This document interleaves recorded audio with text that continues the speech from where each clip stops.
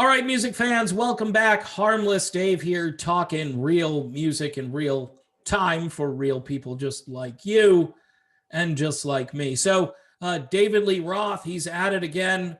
No, he's not down in Vegas trying to sing, which, if that were the case, I'd have to talk about that as well.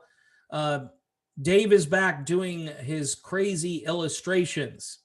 Um, Look, David Lee Roth is no Charles Schultz, but he's doing what he can to be thought provoking. This time, he's reliving his days as a radio host.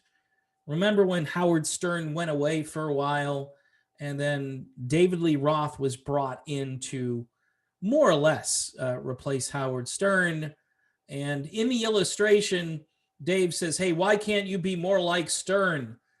Why can't you play Nickelback?"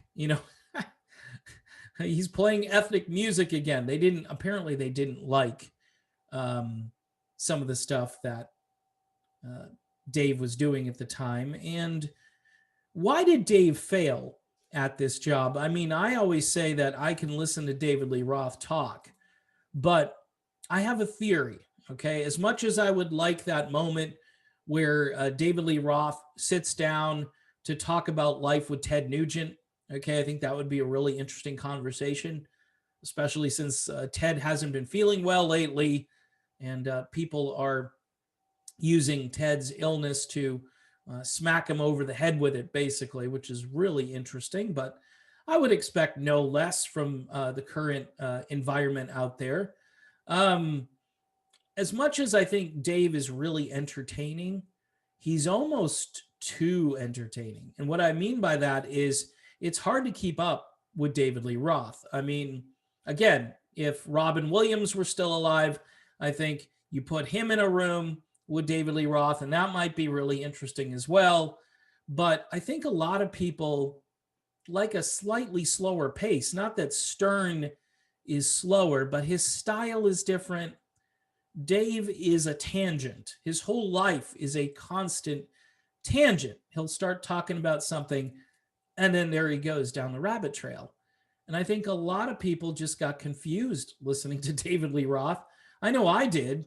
I thought he was enjoyable for a little while, but after a while, I'm like, where's he going with this? I can't kind of focus. I can't hone in, and he could talk about anything.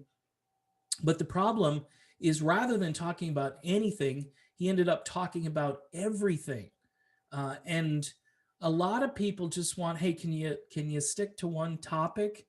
Whereas Stern, far more disciplined.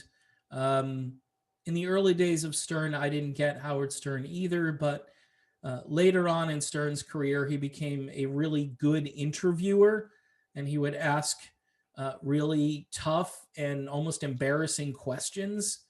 Whereas Roth was just, he was like the one-man show, and he was trying to be so entertaining that people would just focus on him, and you didn't need an interview with Dave, supposedly. But it didn't work. The ratings obviously didn't work out, didn't do well.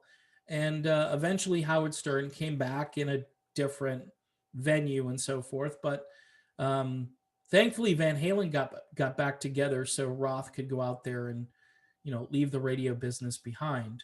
But reminiscing about his stint in radio 15 years ago, yeah, it was a career move. I'm sure that first contract was decent, but I'm sure all that money is gone because it was a long time ago. And I know Dave likes to invest, and hopefully he invested wisely. But in any event, you leave the radio business to the professionals. You know what I'm saying?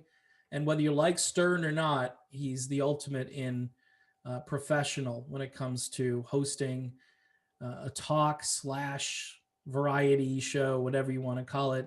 Again, the early days of Stern for me, I was turned off by the guy. He was just, he was kind of a perv in those days. And he's gotten a little more mature and a little more normal over the past decade or so.